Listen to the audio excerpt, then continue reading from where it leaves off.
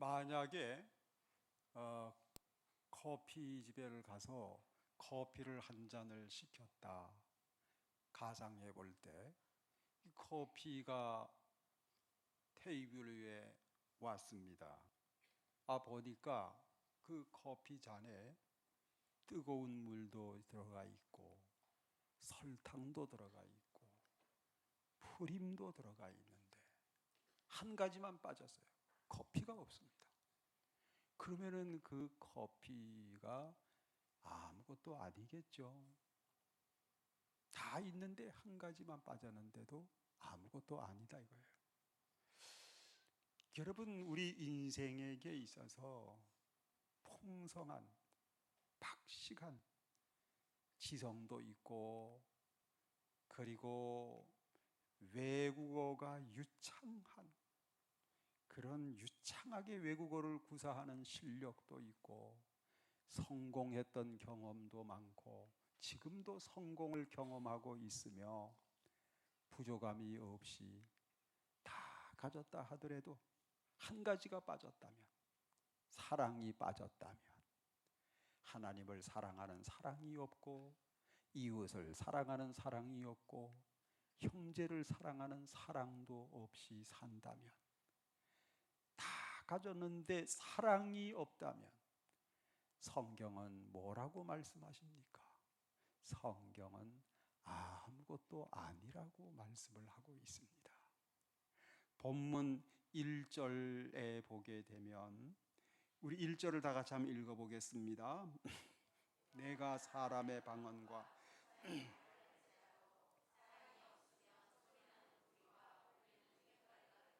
천사 같은 말을 할지라도, 천사 같은 달별의 말을 한다 할지라도, 엄청나게 감동을 주는 웅변을 했다 할지라도 사랑이 없으면 울리는 꽹과리에 불과하다.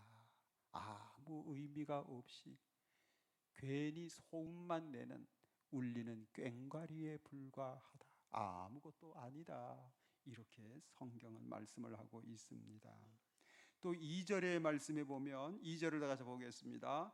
내가 예언하는 능력이 있어 모든 비밀과 모든 지식을 알고 또 산을 옮길 만한 모든 믿음이 있을지라도 사랑이 없으면 내가 아무것도 아니요. 그렇죠? 내가 예언하는 능력도 있고 미래를 꿰뚫고 보는 통찰력이 있고, 그리고 모든 비밀과 모든 지식을 가졌다 하더라도, 그리고 산을 옮길 만한 큰 믿음을 가졌다 하더라도 만약에 사랑이 없다면 내가 아무것도 아니다 하는 말입니다. 여러분, 사랑이 없는 생애는 하나님 보시기에 아무것도 아닙니다. 아무 가치가 없습니다. 여러분, 인생의 가치는 사랑에 달렸습니다. 소유에 달린 게 아니라, 재산에 달린 것이 아니라, 지위에 달린 게 아니라 얼마나 사랑하느냐에 달렸습니다. 사랑의 크기는 인생의 크기입니다. 사랑의 크기는 인생의 가치를 결정합니다. 그래서 우리는 사랑하며 살아야 됩니다. 사랑하는 교회 생활 가치가 있습니다. 사랑하는 가정 생활에 가치가 있습니다. 우리는 사랑하며 살아야만 합니다. 그런데 어떻게 사랑할 수 있을까? 무엇이 사랑일까? 어떻게 해야 진정한 사랑을 주는 일인가? 여기에 대해서 오늘 본문 4절이 말씀을 하고 있습니다. 다 같이 4절을 보겠습니다. 사랑은 오래 참고 사랑은 온유하며. 예, 여기 사랑은 하고서 4절로 7절까지 사랑을 정의를 했는데 대략 15가지 단어로 정의를 내렸습니다. 그런데 첫 번째 특징이 뭐라고요? 오래 참고 그랬습니다. 사랑의 첫 번째 특징은 오래 참아주는 겁니다. 여러분, 내가 상대방에게 현찰 준 적은 없지만은, 상대방에게 밥 한 끼 제대로 사준 적은 없다 할지라도, 내가 상대방이 잘못했을 때 상대방을 참아주는 것, 그 사람이 깨달을 때까지 기다려줬다면 그 사람에게 내가 사랑을 준 겁니다. 사랑이 뭐냐? 참아주는 것이다. 내가 도저히 못 참겠어 했을 때에도 그래도 또 한 번 참아주는 것, 그것이 사랑입니다. 여러분, 이 사랑을 정의하는 15가지 단어 중에서 가장 많이 등장하는 단어가 뭡니까? 그것이 참아준다는 것이었습니다. 다른 거는 전부 한 번만 나오는데 참아준다는 단어는 3번이나 나오고 있습니다. 여러분, 본문 7절을 다 같이 한번 읽어보겠습니다. 모든 것을 참으며, 네, 여기도 참는다는 말씀이 또 나오죠. 4절에서 오래 참고, 사랑은 오래 참고 그러는데, 여기 7절에서도 모든 것을, 사랑은 뭐냐? 사랑은 모든 것을 참아주는 것이다. 그리고 사랑의 마지막 특징이 뭐냐? 모든 것을 견디느니라. 견딘다는 게 뭐지요? 참는다는 거죠. 견딤이 참아주는 것입니다. 그래서 이 사랑의 첫 번째 특징은 오래 참아주는 겁니다. 마지막 특징도 오래 참아주는 겁니다. 참는다, 사랑입니다. 내가 그를 용서하고 참아준다, 사랑을 준다는 것입니다. 사랑하는 것입니다. 근데 우리 연대인들은 말이죠, 이 참아줌을 비웃는 경우가 많습니다. 야, 그거를 참았냐? 나 같으면 절대로 안 참어, 뭐 이러시는데, 그런데요, 사랑이 비록 미련하게 보이고 어리석어 보일지는 몰라도 사랑은 현명한 일입니다. 여러분, 사람이 세상을 살아가면서 갖추고 싶은 능력이 많습니다만, 능력 중에 능력, 그것은 상대방을 설득하며 사는 겁니다. 내가 말했을 때 상대방이 설득해 당합니다. 그러면 얼마나 좋습니까? 소통의 달인 아니겠습니까? 설득을 못해서, 그래서 분쟁이 생기고 갈등이 생기고 그런 것 아니겠습니까? 설득할 수만 있다면 분쟁은 당장 해결이 될 일인데 설득이 그렇게 어려워요. 그런데 성경은 설득의 비결을 우리에게 가르쳐주고 있습니다. 설득의 왕도를 우리에게 가르쳐주고 있습니다. 그게 뭔지 아세요? 이 잠언서 25장 15절입니다. 잠언서 25장 15절 다 같이 한번 읽어보겠습니다.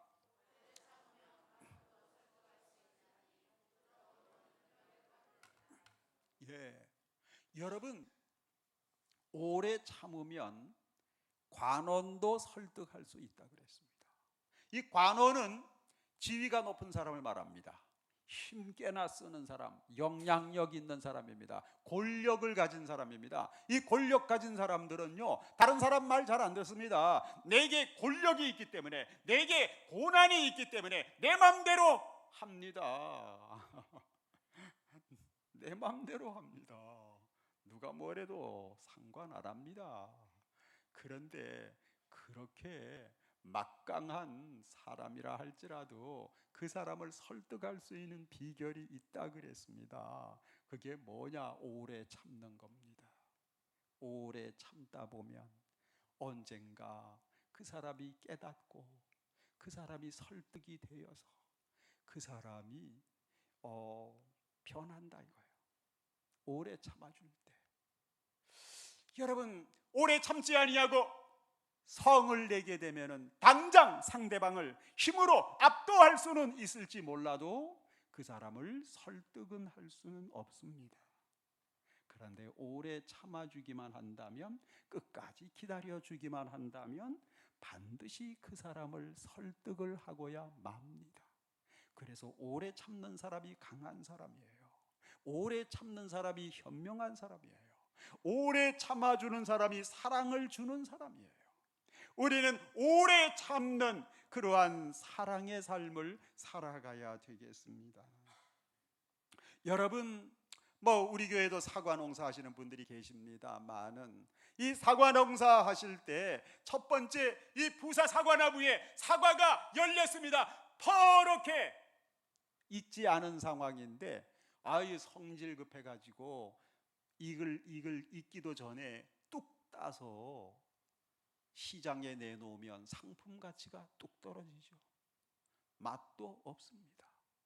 그런데 그 부사 사과, 늦가을까지 햇빛을 충분히 받아가서 빨갛게 익을 때까지 참아주고, 그때까지 기다려줬을 때, 그때 따면은 말이죠, 상품 가치가 올라가고 맛도 있고. 여러분, 사과도 기다려줘야 됩니다. 사과도 참아줘야 사과다운 사과, 가치 있는 사과, 그 사과가 됩니다. 사람도 참아줘야 가치 있는 인생이 됩니다. 기다려줘야 가치 있는, 그런 품격 있는 인생이 되는 것입니다. 참아야 됩니다. 그 미국에서 있었던 얘기 같은데, 어떤 그 노 부부가 결혼 60주년을 맞이했습니다. 이 부부는 특징이 뭐냐면 60년 동안 부부 생활하는 가운데 한 번도 충돌이 없었어요. 한 번도 부부 싸움 한 적이 없어. 인꼬 부부로 1년 365일 인꼬 부부로 60년 동안 살았다 이거예요. 화목하게. 그래, 이 사람이 이제 결혼 60주년 축하 파티를 열었습니다. 축하 파티에 많은 지인들이 하객으로 찾아왔습니다. 이제 이 노부부 남편 되는 사람이 감사하다고 인사말을 합니다. 여러분들 감사합니다 이러면서 공사다망하신데 원근각처에서 이렇게 인사를 합니다. 그런데 갑자기 그 앞에 앉은 어떤 사람이 벌떡 손을 들더니만 궁금했는가 봐요. 어르신, 한 가지 질문을 해도 되겠습니까? 뭡니까? 질문을 하는데, 어르신께서는 60년 동안 부부 생활하시면서 한 번도 부부 싸움 하신 적도 없고 1년 365일 그저 비가 오나 눈이 오나 인꼬 부부로 화목하게 화기애애하게 부부 생활 하셨다고 그러는데, 그 비결 좀 한번 가르쳐 주십시오. 이랬단 말입니다. 그러니까 이 노인이 말이죠, 60년 결혼 축하 받는 이 노인이 이 얘기를, 그 비결을 말을 하는 거예요. 그 비결이 기가 막혀요. 그 비결을 말하는데 뭐라 그러면, 내가 60년 전에 결혼하고 이제 신혼여행을 갔습니다. 신혼여행을 갔는데 신혼여행지에서 말을 타게 됐습니다. 나도 말을 타고 아내도 말을 타고 뚜벅뚜벅 말을 타고 가는데, 글쎄 아내를 태운 그 말이 갑자기 휘잉거리면서 펄쩍 뛰면서 막 몸을 흔들어 가지고, 그래서 아내가 깜짝 놀랬답니다. 그래서 아내가 하는 소리가 야, 한 번이야 그러더래요. 그러더니 또 조금 가더니만 또 말이 또 휘잉거리더니만 또 펄쩍 뛰는 바람에 그냥 깜짝 놀래 가지고 아내가 두 번째야 그러더랍니다. 그래가지고 또 조금 가다가 보니까 말이 또 뛰는 겁니다. 그래서 이 몸이 많이 흔들렸어요. 그래서 충격받았어 아내가. 그래서 아내가 성질을 내더니만 딱 말에서 내리더니, 미국은 총을 소지하고 다니는 곳 아닙니까? 총을 꺼내더니 그 자리에서 말을 쏴서 말이 피 흘리고 죽더래요. 그래서 그 광경을 보면서 그 노인이 말이죠, 남편이 그때 결심을 했답니다. 내가 어떤 일이 있어도 아내한테 총 맞아 죽을 일은 절대 하지 말아야 되겠구나 결심을 했대요. 그래가지고서는 그때부터 이제 신혼 이제 끝나고 집에 와서 생활할 때 어떤 때에는 막 마음에 안 맞을 때, 괘씸할 때, 섭섭할 때 있지 않습니까? 그래서 막 역정을 내려고 그러다가 아내가 첫 번째야 당신. 가슴이 덜컥거리는 거야. 안 되겠구나. 여보, 알겠어. 알겠다니까. 그래가지고 참다가 60년 동안 해로할 수가 있었답니다. 여러분, 참아야 살 줄로 믿습니다. 할렐루야. 여러분, 그래서 성경은 말씀을 하기를, 잠언서 16장 32절, 잠언서 16장 32절 한번 보겠습니다. 다 같이요. 노하기를 더디하는 자는 용사보다 낫고 자기의 마음을 다스리는 자는 성을 빼앗는 자보다 나으니라. 그랬죠. 이 노하기를 더디하는 게 뭐죠? 오래 참는 거죠. 이 오래 참는 게, 오래 참아주는 사람, 이 사람이 용사보다 낫다 그랬습니다. 자기 마음을 다스리는 자, 이 사람 뭐죠? 이 사람도 역시 오래 참는 사람입니다. 자기 감정을 절제하며 오래 참는 사람, 이 사람은 성을 빼앗는 용사보다 낫다.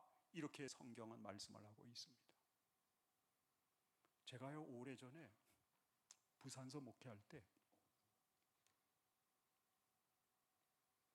그때 집사님 한 분이 계셨는데, 남자 집사님이, 이 남자 집사님하고 성경을 공부하다가, 집사님은 성경 말씀 중에 어느 말씀이 참 좋습니까? 그랬더니 이 나는 목사님요, 잠언서 16장 32절 말씀이 너무 좋습니다. 그래서 노하기를 더디하는 자는 용사보다 낫고, 이 말씀을 가슴에 새기고 자기는 웬만하면 성질 안 내고 참아주고 오래 참아주고 그렇게 지냅니다. 그렇게 하기를 힘쓰고 기도합니다. 그랬습니다. 근데 그 사람이 지금 장관이 됐어요. 지금 장관이 됐습니다. 물론 장관 됐다고 뭐 크나큰 뭐 자랑거리는 아니겠습니다만은,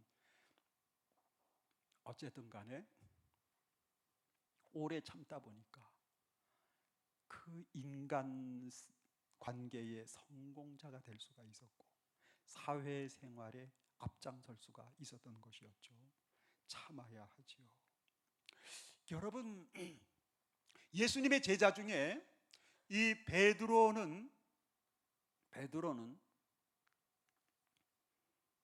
예수님께서 잡히셨을 때 3번이나 예수님 모른다고 부인을 했습니다. 예수님이 보실 때 베드로는 배신자입니다. 근데 예수님은 하나님이시기 때문에 이 베드로의 미래를 오늘처럼, 현재처럼 환하게 들여다보시는 그러한 분이셨습니다. 그래서 예수님은 베드로가 3번 배신하시기 전부터, 처음부터 배신할 것을 아셨습니다. 아유, 내가 3년 동안 열심히 하나님 말씀을 가르쳐 줬고 사랑해 줬건만, 그래도 저 제자가 나를 배신하다니, 저런 제자를 내가 왜 끝까지 제자로 삼아야만 하겠는가? 저런 제자는 없어도 돼. 내가 저런 제자는 포기했어. 야, 베드로야, 너는 집에 가라. 집에 가서 애기나 봐라. 뭐 이러실만 할 텐데,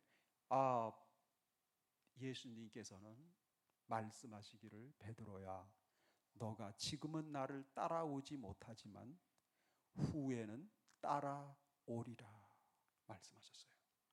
지금 십자가를 지고 예수님을 따라가지 못하는 베드로의 현재의 모습만 보고 실망하지 않으셨습니다. 베드로를 포기하지 않으셨습니다. 후에는 따라오리라. 후에는 십자가를 지고 예수님을 따라가는 베드로의 미래를 예수님은 기다려 주셨습니다. 후에는 십자가 지고 예수님을 따라가는 그 베드로의 그 모습이 완성되기까지 오래 참아 주셨습니다. 예수님이 이렇게 오래 참아 주셨기 때문에 베드로는 훌륭한 성 베드로가 될 수가 있었던 것이었죠. 우리가 참아줘야 기다려줘야 사람은 사람이 되는 것입니다. 그 사람도 되고 나도 되는 것입니다. 예수님이 십자가에 못 박혀 죽으심을 한마디로 묘사한다면 오래 참으심이죠. 여러분, 예수님께서 십자가의 못을 박히십니다.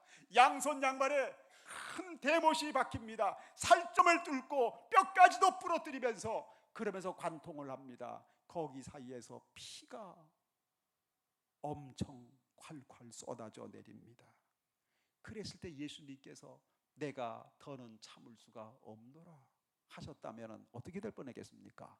저와 여러분들은 예수 믿고 구원받음이 없었죠. 나는 구원받은 백성이 되어 오늘 이 자리에 나와 예배드림이 없었겠죠. 예배드리는 하나님의 집 교회가 생겨날 수가 없었겠죠. 근데 예수님께서 십자가에서 죽기까지 참아주셨어요. 아버지여, 저들을 용서해 주시옵소서. 몰라서 그렇습니다. 이렇게 하시며 죽기까지 십자가에서 저와 여러분들의 죄짐지고 참아주셨기 때문에, 끝까지 참으셨기 때문에 저와 여러분들이 예수 믿고 예수 보혈 공로 의지하여 죄사함 받고 구원받아서 구원받은 하나님의 백성 되어 오늘 이 자리에 나와 하나님 앞에 예배드리는 축복을 받게 된 줄로 믿습니다. 할렐루야. 베드로후서 3장 9절을 한번 보겠습니다. 다 같이. 주의 약속은 어떤 이들이 더디다고 생각하는 것 같이 더딘 것이 아니라 오직 너희를 대하여 오래 참으사.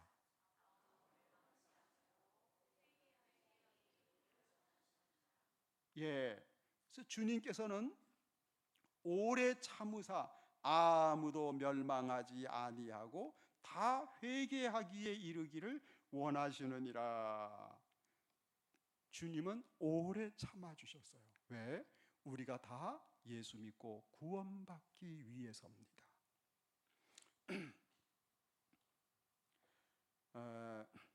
어느 도시에 순댓국집이 있었답니다. 근데 이 순댓국집의 사장이 어느 날 그날따라 장사가 안 됩니다. 손님이 없고 손님이 딱 한 사람만 와 있습니다. 그래서 오늘은 장사가 되게 안 되는구나 하고서 투덜대고 있는데 문이 갑자기 스르륵 열리더니만 8살쯤 돼 보이는 딸아이가 그 맹인 아버지 손을 끌고 들어오는 것이었습니다. 보니까 정말 맨날 며칠 세수도 안 해서 그런지 얼굴도 거머튀튀하고, 그리고 1년 내내 옷을 빨래도 안 하고 입어서 그런지 옷에서 냄새가 나고 몸에서 쾌쾌한 냄새가 나고, 그래서 즉각 이거 노숙하는 거린이로구나 해서 오늘 손님도 없는데 다음에 와 하면서 박대하면서 소리를 버럭 질렀답니다.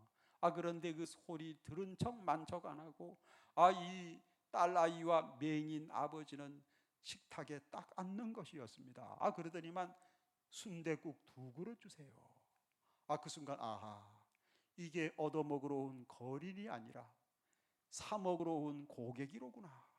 그래서 자세를 좀 바꿔서 오늘 그 자리는 예약 손님이 앉는 자리니 다음에 오너라 이랬단 말이에요. 그랬더니 이 소녀가 말이죠 하는 얘기가, 미안하지만 아저씨 꼭 먹고 가야 돼요. 왜냐하면 오늘이 우리 아빠 생일이거든요. 그러면서 이 돈이 있다는 것을 보여주려고, 안심시키려고 글쎄 손을 꺼내는데 그 손에 꼬깃꼬깃 접혀진 1,000원짜리 몇 장, 손때 묻은 1,000원짜리 몇 장과 또 한 손에는 손 안에 가득 들은 동전이 있더라는 거예요. 이거 보여주면서 음식값 가져왔다고 안심하고 달라고. 그래서 그 국밥집 아저씨가 그러면 빨리 먹고 나가거라 하고서 이제 국밥을 이렇게 따끈따끈하게 만들어서 그래서 테이블 위에 올려놨단 말이에요. 그러더니 이 딸아이가 자기 아빠에게 말을 하기를, 아빠, 내가 이 국밥에, 순댓국에 소금을 넣을 테니까 소금 넣을 동안에 잠깐만 기다려. 그러더니 소금을 넣는 게 아니라 숟가락을 자기 국그릇에다 넣어가지고 이 순대를 다 골라가지고 자기 아빠 국그릇에다 다 옮겨주는 거예요. 옮겨주더니만 아빠 많이 먹어. 그러면서 이 자기 아빠 숟가락 위에 김치를 올려주면서 그 아빠가 식사하는 것을 시중드는 것이었습니다. 그 모습을 옆에 앉아서 식사하던 손님이 보고서 마음이 울컥거려서 식사 마치자마자 나가면서 그 딸아이와 그 아빠의 식사비를 대신 내고 나갔다는 것이었습니다. 여러분, 이 순대국밥집 사장이 왜 화를 냈을까요? 여러분, 이 딸아이의 사정을 몰라서였죠. 이 맹인 아빠의 사정을 이해를 못했기 때문이죠. 만약에 맹인 아빠의 사정, 그리고 딸아이의 사정을 조금이라도 이해했더라면 밝은 얼굴로 냄새가 나더라도 참아줬겠죠. 오래 참아서, 그래서 천천히 먹고 가거라, 천천히 잡수세요 하면서 친절을 베풀었겠죠. 여러분, 우리도 그렇습니다. 우리도 형제의 사정을 이해할 수만 있다면 우리는 형제를 참아줄 수가 있죠. 참아줄 뿐만 아니라 그 사람이 다 알 때까지 기다려 줄 수가 있습니다. 우리가 형제의 사정을 다 모른다 할지라도, 우리가 형제의 형편을 다 이해 못한다 할지라도, 죄인된 우리를 위하여 독생자 예수님을 십자가 죽음에 내주기까지 우리를 사랑해서 우리에게 죄사함과 영생을 선물해 주신 하나님의 사정을 우리가 믿음으로 만분의 1이라도 우리가 이해하면서 살 수 있다면 우리는 형제를 참아줄 수가 있죠. 그 형제 깨달을 때까지 기다려줄 수가 있습니다. 여러분, 죄 때문에 지옥 형벌 받을 수밖에 없는 저와 여러분을 위해서 십자가에서 죽기까지 피 흘려 죽으신 예수님의 사정, 그 예수님의 사정을 우리가 믿음으로 이해를 하고 산다면, 만분의 1이라도 이해하고 산다면 우리는 오래 참아주는 사랑의 삶을 살 수가 있는 것입니다. 여러분, 십자가의 그 사랑, 죽기까지 참아주신 예수님의 사랑, 우리도 가슴에 새겨서 우리도 참아주며 살아야 되겠습니다. 오래 참고, 사랑은 오래 참고. 여러분, 본문 요한일서 4장 11절 다 같이 한번 보겠습니다. 다 같이 한번 읽어보겠습니다. 사랑하는 자들아, 하나님이 이같이 우리를 사랑하셨은즉 우리도 서로 사랑하는 것이 마땅하도다. 하나님이 이같이 우리를 사랑했으니, 우리를 끝까지 죽기까지 참아주셨으니 우리도 사랑하며 참아가며 기다려주며 살아야 합니다. 우리 다 같이 한번 통성으로 한 목소리로 한번 기도하겠습니다. 하나님, 사랑은 참아주는 것이라 그랬으니 하나님, 당장 이해가 되지 않아도 이해될 때까지 참아주는 사랑의 삶을 살게 해 주시옵소서. 예수님처럼 참아주며 살게 해 주시옵소서. 우리 다 같이 주여 함으로 한 목소리로 통성으로 기도하겠습니다. 주여, 할렐루야.